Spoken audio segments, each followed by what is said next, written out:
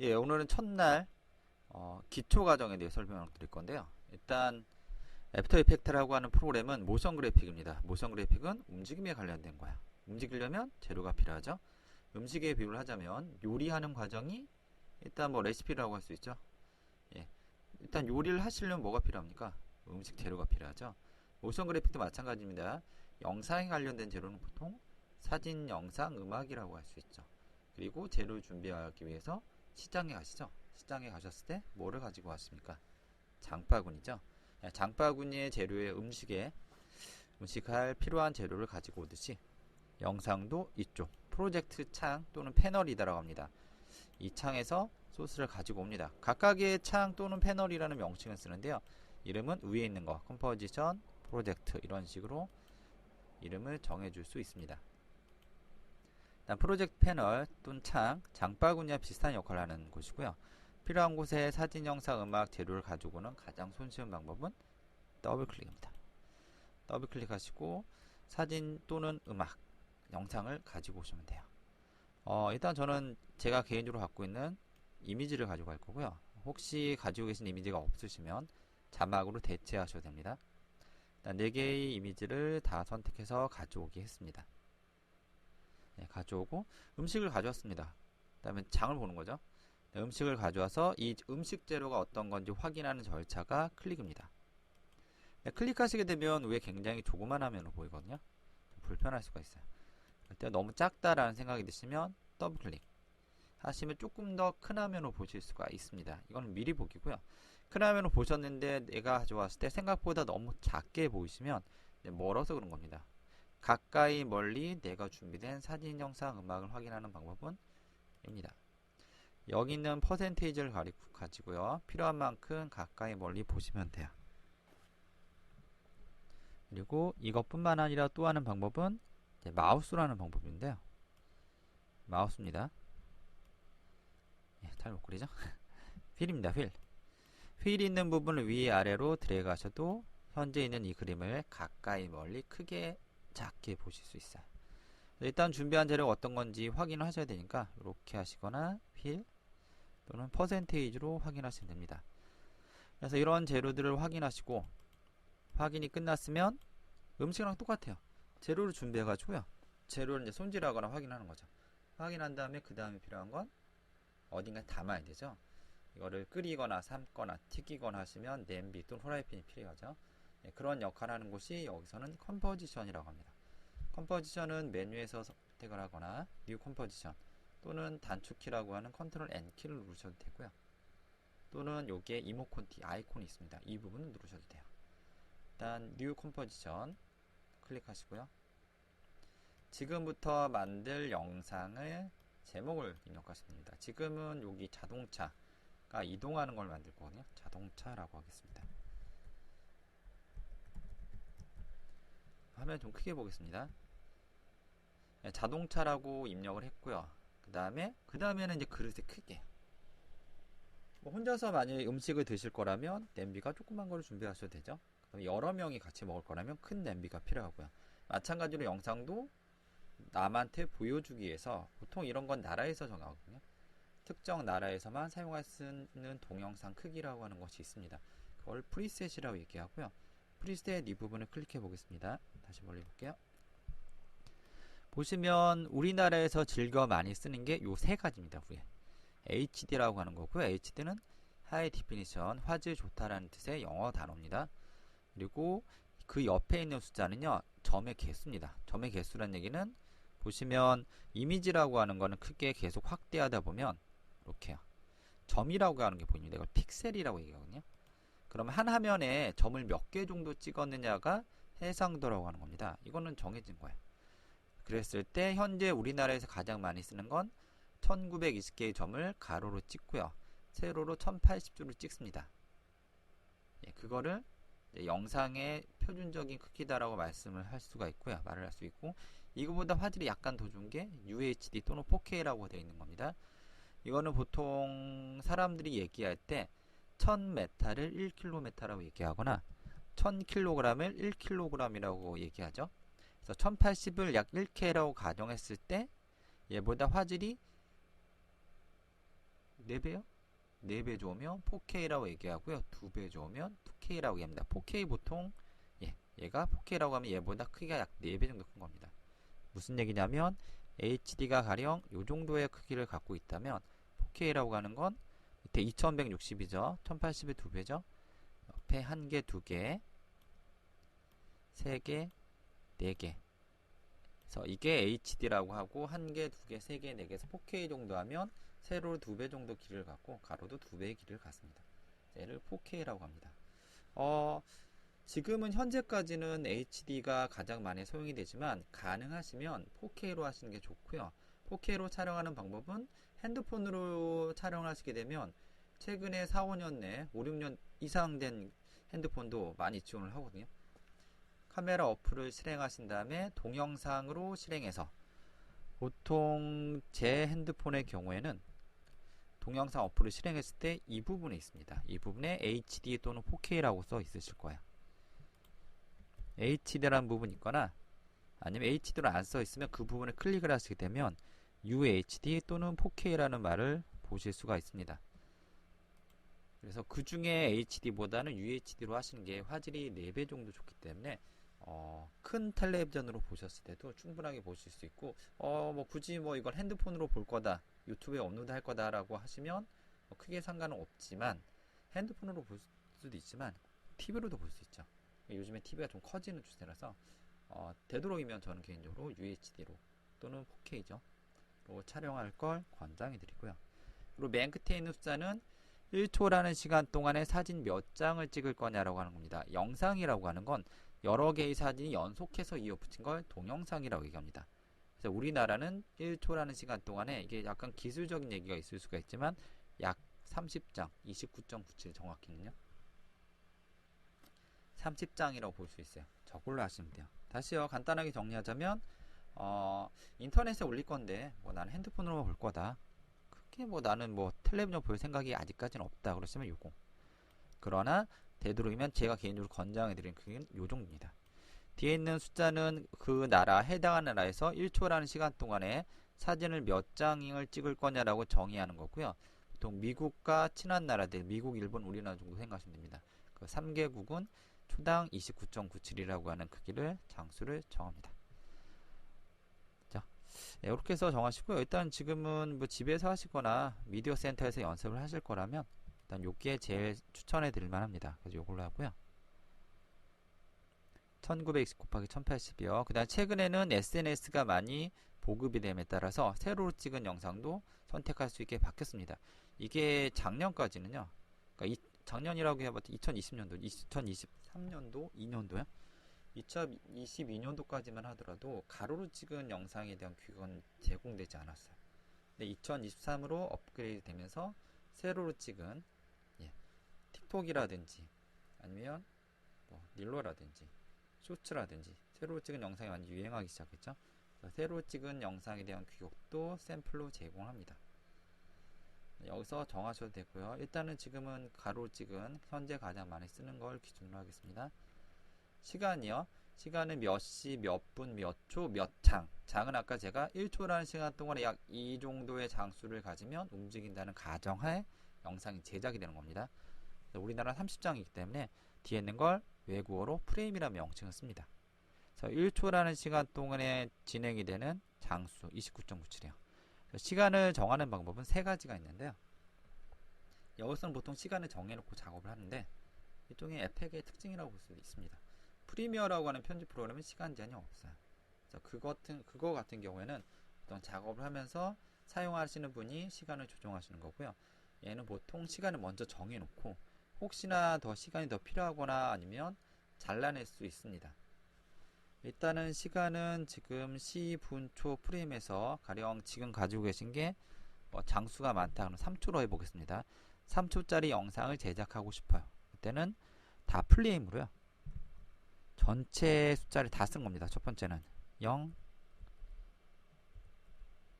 00, 03 이런 식으로 전체 숫자를 다 쓰는 방법이 있고요. 두 번째 방법은 사실 앞에 있는 0의 숫자는 크게 의미는 없거든요. 뒤에 자릿수가 중요하기 때문에 자릿수를 의미하는 300이라는 숫자만 입력해도 이 컴퓨터 프로그램이 3초라고 인식합니다. 또는 3하고 점을 입력하셔도 얘가 3초라고 인식해요. 세 가지 중에 좀 편하신 방법을 이용해서 내가 어느 정도 길이의 영상을 제작할 건지 미리 짐작을 하시면 됩니다. 물론 뭐 상업적인 영상을 제작하시면 회의 과정에서 몇 초짜리인지 정해질 수 있고요. 개인적인 영상 작업을 하시게 되면 보통 원하시는 그 시간대가 있으실 거 아니에요. 무작정 뭐 이렇게 무한대로 하시진 않을 거니까 나중에 언제든지 수정할 수 있다는 거, 그것만 가정을 하시면 됩니다. 대략적인 시간을 설정하셔서 정하시기 바랍니다. 일단 지금은 연습은 3초로 하겠습니다. 저의 경우에는 요걸 더 많이 이용합니다. 저는 수업 시간에 300 혹은 자릿수를 입력할 겁니다. 그래서 지금은 제가 여기에 300이라고 입력하겠습니다. 300 클릭. 얘가 3초라고 인식합니다. 그래서 사진, 영상, 음악을 재료로 준비하시고요. 컴포지션이라고 하는 이 준비된 재료를 담을 그릇을 준비합니다. 마음대로 정하시는 거 아니에요. 보통 사회적 통념상 표준으로 할 수 있을 만한 거 정하셔야 됩니다. 이름은 자동차라는 영상을 제작할 거고요. 크기는 현재 가장 많이 쓰인다라고 하는 1929× 1080에 1초에 약 30장. 시간은 3초짜리 만들 거고요. 300이라고 입력했습니다. 나중에 필요하면 수정할 거예요. 네, 그 다음에 OK 하시게 되면 이렇게 빈 그릇이 만들어지고, 이 빈 그릇을 컴포지션이라고 얘기합니다. 네, 후라이팬, 냄비 정도라고 비유를 하시면 돼요. 네, 여기에 필요한 재료를 가지고 오는 방법은 이미지를 선택해서 혹은 영상을 선택해서 구급차라고 할까요? 예, 구급차가 빨리 도착해야 돼요. 예, 급하죠. 구급차를 옆에다 놓으시면 놓는 위치 이렇게 갈 수 있습니다. 이렇게 소방차도 빨리 가면 좋죠. 스포츠카 이렇게 옆에다 놓으시면 자유롭게 원하는 위치에 놓을 수가 있고요. 아래쪽에 있습니다. 아래쪽에 보면 놓는 순간 밑에 쌓이죠. 밑에다가 놓으시면 컴퓨터가 어디에 놓을지 모르기 때문에 가운데 정렬이 됩니다. 그래서 만약 이미지나 영상의 가운데로 정렬하고 싶으시면 옆이 아니라 밑에다 갖다 놓으십시오. 그리고 밑에다 갖다 놓으면 뭐가 쌓이죠? 쌓인다라고 해서 1층, 2층, 3층, 4층이라는 명칭으로 레이어란 말을 씁니다. 그래서 레이어 구조를 갖고 있어요. 레이어. 필요 없는 사진, 영상의 경우에는 선택해서 델키를 누르면 삭제 가능하고요. 물론 이쪽에서 델키를 누르셔도 됩니다. 이런 식으로 추가하거나 삭제하시면 되고, 여기 다시 가운데다 놓을게요. 구급차 끌어다가 옆에가 아니라 아래 일단 놓으시면 가운데 정렬이 되죠. 그 다음에 이 이미지를 움직이려면 화살표로 자유롭게 움직일 수 있습니다. 크기는 바깥쪽에 점이 보이시죠? 점을 바깥으로 빼거나 안쪽에다 집어넣으시면 크기를 조정하실 수도 있고요. 찌그러지네요. 그리고 이동 중에 이게 자유롭게 움직이죠. 수직 수평으로 이동하거나 똑바로 비율이 유지된 상태에서 크기를 조정하시려면 한 가지만 기억하십시오. 요것만 기억하시면 돼요. 드래그 하시면서 Shift 키를 추가하시게 되면 수직 수평으로 반듯하게 이동하거나 크기를 조정하실 때 일정 비율대로 커지거나 작아집니다. 해볼까요? 예, 크기가 너무 큰 것 같네요. 크기를 줄일 때 Shift 키요. 똑바로 커지죠? 이동하고 싶어요. 이동할 때도 자유롭게가 아니라 Shift를 이용하시면 수직 수평으로 똑바로 이동합니다. 그래서 차를 뒤로 좀 이동을 하겠습니다. 앞으로 가는 형태의 애니메이션을 만들어 보려고 해요. 이렇게 하시고, 그래서 이쪽에서 자유롭게 화살표로 크기랑 위치를 조정하시면 되고요. 아래쪽에 해볼까요? 이쪽에 냄비라고 있어요. 냄비. 준비된 소스를 냄비에다 집어넣는다고 생각하시면 되고요. 냄비 안에 재료가 하나 있죠. 이 재료를 보는 방법은 첫 번째요. 간단하게 소개해드리자면 본다 안 본다고요. 동영상의 재료일 경우에는 소리가 있다라고 하면 소리를 듣는다 안 듣는다. 얘는 혼자 계신 분들 뭐라고 합니까? 솔로라고 하죠. 사진, 이미지, 영상이 여러 개가 있을 경우에 어느 하나에 집중하기 힘들 경우가 있으면 너무 복잡하면, 그러니까 책을 읽는다라고 했을 때 책상에 책이 수십 권 있으면 어떤 책을 고를지 잘 헷갈릴 수가 있죠. 근데 다른 책들은 한쪽에 다 치워놓고 한 책, 내가 원하는 책만 한 곳에 잘 피면 아무래도 정리정돈이 잘 되면 더 집중할 수 있죠. 비슷한 거라고 보시면 됩니다. 솔로 기능 키시면 다른 이미지, 영상이 아무리 몇백 개가 쌓여 있더라도 요것만 보입니다. 같은 거로 눈도 있어요. 근데 눈과 이 솔로 기능의 차이점은 눈은 필요 없는, 보고 싶지 않은 눈을 다 감으셔야 되거든요. 끄셔야 되는데요. 얘는 켜 있는 것만 하시면 됩니다. 만일 한두 개라면 눈과 얘가 거의 의미가 없지만 이게 500개의 이미지라고 생각을 해보세요. 500개의 이미지에 첫 번째 이미지만 집중적으로 보고 싶다 그러면 499개의 눈을 끄셔야 되는데 솔로의 경우에는 이거 한 개만 키시면 얘만 보입니다. 그래서 이미지 영상이 좀 많았을 때 사용하시면 괜찮고요. 뭐 자물쇠 잠그는 거죠. 화살표, 내가 이 이미지 영상 자막을 가지고 어떤 기능을 할 수 있을까라고 하는 게 화살표고요. 트랜스폼이요. 트랜스포머라는 영어가 있습니다. 변신하는 거죠. 차가 로봇으로 차가 변신을 하는데 변신하는 과정이 굉장히 멋있게 표현이 되죠. 그래서 트랜스폼은 변신하는 겁니다. 뭘요? 5가지요. 앵커 포인트, 포지션, 스케일, 로테이션, 오퍼시티. 앵커 포인트는 기준점을 말하고요. 여기서 말하는 기준점은 이 이미지의 가운데 요겁니다. 앵커 포인트 기준점이라고 얘기하고 사전적인 의미로는 배 닷이라고 해요. 닷. 배가 이렇게 항해를 하다가 어느 한 곳에 정착을 할 때 둥둥 떠다닌 거나 옆에 부딪히지 말라고 보통 그 육지에 끈으로 묶거나 아니면 커다란 쇠 몽둥이, 쇠뭉치 같은 걸 물속에 떨어뜨립니다. 그래서 그 위치에서 더 이상 움직이지 않게 고정을 시키는 거죠. 그걸 앵커라고 합니다. 다시예요. 얘를 중심으로 커지거나 작아지거나 회전을 하게 됩니다. 보시면 기준점 방금 말한 앵커고요. 아까 그렇게 생겼습니다. 포지션 위치고요. 스케일 비율입니다. 크기. 로테이션 회전이고요. 오퍼시티는 불투명도라고 얘기하는데 보통 보인다 안 보인다라고 할 수가 있습니다. 그래서 보시면 여기 일단은 여기를 움직이는 방법이요. 화살표를 가지고 움직일 수도 있고요. 또는 여기서 가까이 가시면 손가락질을 합니다. 손가락질 했을 때 좌우로 움직이시면 숫자가 커지거나 작아지면서 조정을 하실 수가 있죠. 또는 직접 클릭해서 원하는 숫자를 입력하셔도 됩니다. 입력하시고 엔터. 서로 다양한 방법으로 이용하시면 돼요. 그리고 회전의 경우에는요. 보시면 숫자가 2개죠. 왼쪽 오른쪽 위아래 왼쪽 오른쪽 위아래라고 해서 수학적으로 XY라고 합니다. 앞에 있는 게 왼쪽 오른쪽이고요. 뒤에 있는 게 위아래입니다. 그래서 XY 수학이죠. 머리 아프죠? 그래서 방향이 2군데다라고 해서 영어로 디멘션, 차원이란 말이 있습니다. 그래서 2차원이다라고 해서 2D라고 합니다. 3D? 3차원이죠. 얘는 앞뒤로 이동이 가능해서 XYZ란 방식을 씁니다. 3D, 3디멘션의 약자고요.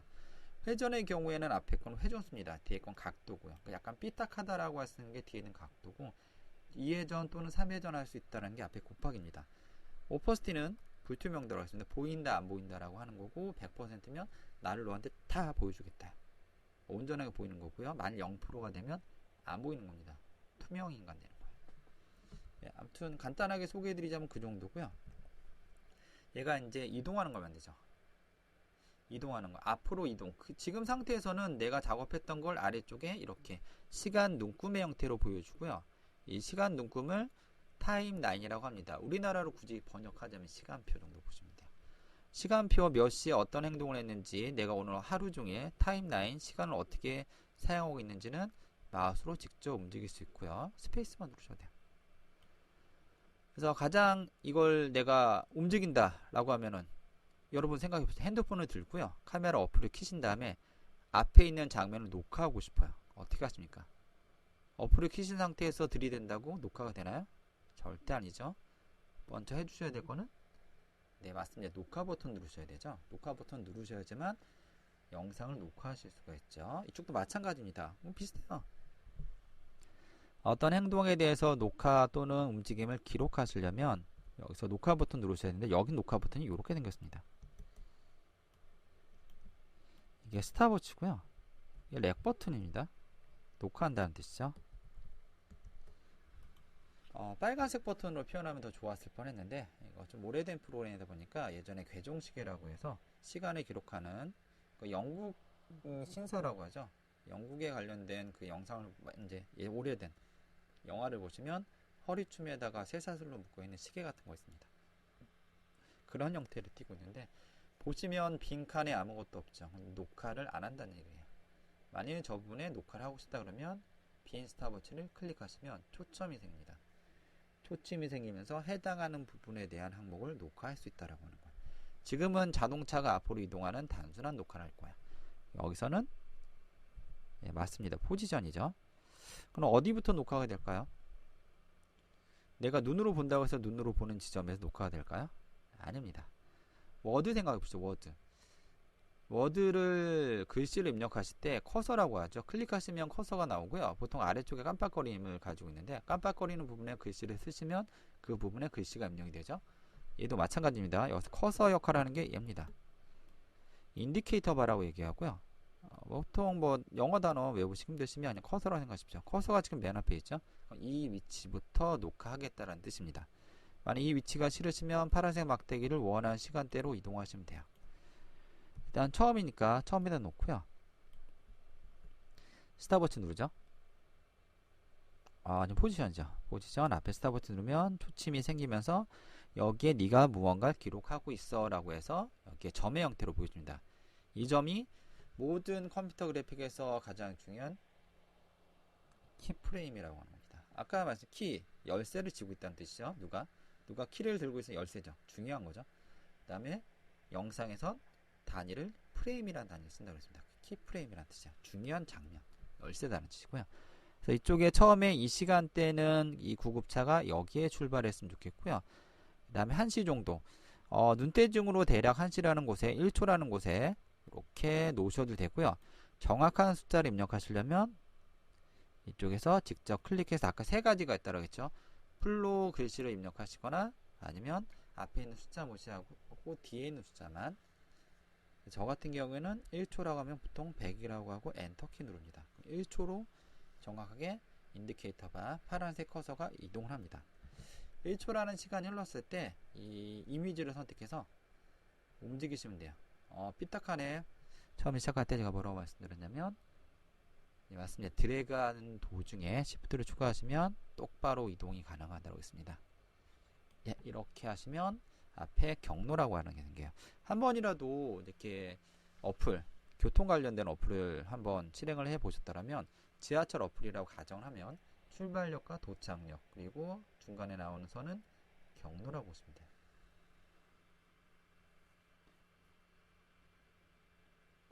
다 되셨으면 파란색 막대 이동해서 다시 스페이스바로 확인해 보겠습니다. 이동이죠.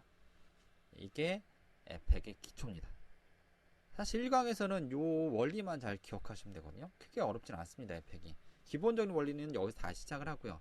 만약에 빛이라는 효과를 적용하신 다음에 빛의 위치를 방금처럼 화면 저쪽에서 시간을 이동해서 반대편으로 하시게 되면 빛이 옆으로 싹 지나가는 형태의 모션 그래픽이 되는 거예요.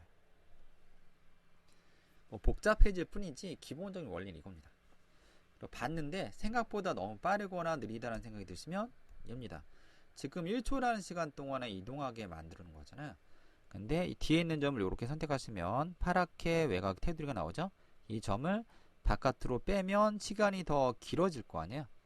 가령 2초라는 시간으로 눈대중을 하면 아까는 1초라는 시간 동안에 이동할 거리를 2초라는 시간 동안에 이동한다 라고 하면 어떻습니까? 아까에 비해서 더 천천히 이동하는 게 되겠죠. 반대로 1초에 있는 시간을 더 줄여서 반토막 나게 0.5초 정도 되는 지점이란 생각되는 지점에 놓고요. 일단 재생하시면 아까보다 시간이 반토막 나죠. 빠르게입니다.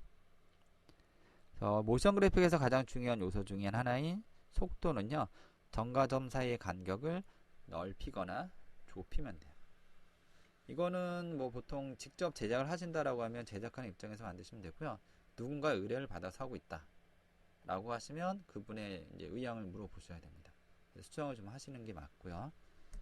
뭔가 했는데 잘못된 것 같다. 어떡하지? 할 땐 취소하는 기능 있죠? 모든 기능이 공통적인 건데 이게 취소고요. 너무 많이 취소했는데 보통 한두 번만 하는데 가끔가다 컨트롤 Z를 누른다라고 하는데 여러 번 누르는 경우가 있습니다. 그때는 이 키를 누르시면 다시 대감키입니다. 보통 영상 쪽 혹은 어도비에서 출시한 제품들은 공통으로 해당되는 단축키니까 알고 계시는 게 좋으실 것 같습니다. 그래서 컨트롤 Z를 해서 1초로 갔고요. 이대로 되셨나요? 요게 가장 기본 원리라고 보시면 돼요. 오늘 수업은 여기까지 하고요. 나중에 여기에 살을 점점점 붙여가지고 자막 애니메이션 또는 갖가지 모션 그래픽을 하게 됩니다. 감사합니다.